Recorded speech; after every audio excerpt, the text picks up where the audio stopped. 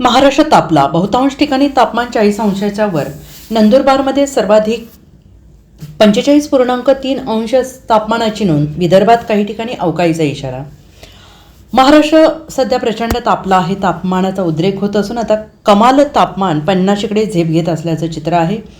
आज बहुतांश ठिकाणी कमाल तापमान 40 अंशाच्या वर गेले आहे. हवामान विभागाच्या विशेष तापमान अंदाजानुसार आज नंदुरबारमध्ये तापमानाचा पारा तब्बल 45.3 अंशांवर स्थिरावलेला आहे. जळगाव अकोल्यात 43.7 अंशाची नोंद झाली आहे. संपूर्ण राज्यात उष्णतेचा दाह वाढला आहे.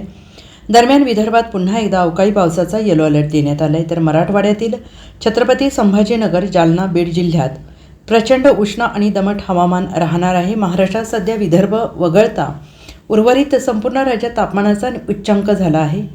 हवामान विभागाच्या अंदाजानुसार विदर्भात पुढील 4 दिवस वादळी वाऱ्यासह अवकाळी पावसाचा इशारा देण्यात आला आहे. या अमरावती, यवतमाळ, वर्धा, नागपूर, चंद्रपूर, भंडारा, गोंदिया, गडचिरोली या जिल्ह्यांना अवकाळी पावसाचा येलो अलर्ट देण्यात आला आहे. तर मराठवाड्यात छत्रपती संभाजीनगर, जालना, बीड जिल्ह्यात उष्ण आणि दमट हवामानाचा इशारा देण्यात आला आहे.